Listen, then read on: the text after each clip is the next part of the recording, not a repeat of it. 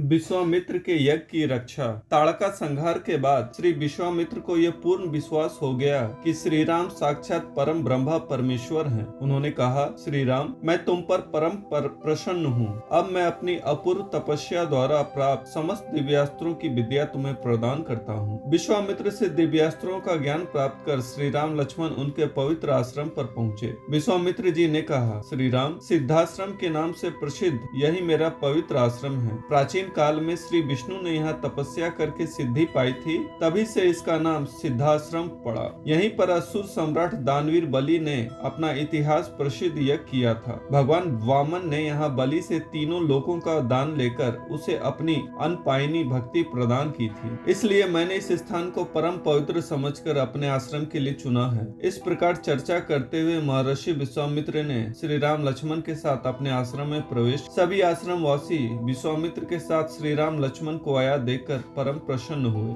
उन लोगों ने नवागंतुक श्री राम लक्ष्मण का अर्घ्य पाद से भरपूर स्वागत किया। कुछ समय विश्राम के बाद श्री राम ने विश्वामित्र से कहा, महर्षि, आप आज ही यज्ञ प्रारंभ कर दें। आप निश्चिंत रहें, अब कोई भी राक्षस आपके यज्ञ में विघ्न नहीं डाल सकता है। हम दोनों पूरी सावधानी से तत्पर होकर आपके यज्ञ की रक्षा करेंगे। आश्रम के अपने सहयोगी ऋषि मुनियों के साथ महर्षि विश्वामित्र ने यज्ञ प्रारंभ किया। पवित्र ये वेद मंत्रों के उच्चारण से धरती और आकाश गूंज उठे। चारों ओर यज्ञ का पवित्र धूम्र फैल गया। दोनों राजकुमार 6 दिनों तक तपोवन की रक्षा करते रहे। इसी बीच इन्होंने एक क्षण के लिए भी विश्राम तक नहीं किया। छठा दिन ही यज्ञ की पूर्णाहुति का दिन था। श्री राम लक्ष्मण पूर्ण सावधान हो गए। उसी समय आकाश में बड़े जोर का भयानक शब्द हुआ। वर्षा के मेघों की तरह मारीच और सुबाहु नामक राक्षस अपनी भयंकर राक्षसी सेना के साथ अचानक आकाश में प्रकट हुए। ताड़का के वध से वे दोनों विशेष क्रोधित थे। श्री राम लक्ष्मण के साथ आज वे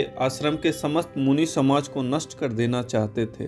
अपनी माया से उन्होंने आते ही आश्रम में रक्त बरसाना शुरू कर दिया। रक्त से आश्रम के आसपास की भूमि को भीगी देखकर श्री राम अपना धनुष बाण लेकर दौड़े। सहसा आकाश की ओर दृष्टि पड़ने पर उन्होंने देखा कि मारुच और सुबाहु राक्षसी सेना के साथ वहां खड़े होकर रक्त की वर्षा कर रहे हैं। श्री राम ने तत्काल अपने धनुष पर मानवास्त्र का संधान किया। वह अस्त्र अत्यंत तेजस्वी था। रोष में भरकर श्री राम ने मारीच की छाती को लक्ष्य कर मानवास्त्र चला दिया। उस अस्त्र की चोट से मारीच पूरे 100 योजन विस्तार वाले समुद्र के पार जा गिरा। फिर श्री राम ने आग्नेयास्त्र का संधान कर उसे सुबाहु की ओर लक्ष्य करके छोड़ा। आग्नेयास्त्र के लगते ही सुबाहु मरकर पृथ्वी पर आ गिरा। उसके बाद उन्होंने वायव्यास्त्र के द्वारा सारी राक्षसी सेना का संहार कर डाला। इस प्रकार भगवान ने सारे राक्षसों का संहार करके विश्वामित्र के यज्ञ को निर्विघ्न संपन्न करा दिया। आश्रम के ऋषियों ने दोनों राजकुमारों का खूब सम्मान किया। विश्वामित्र ने कहा,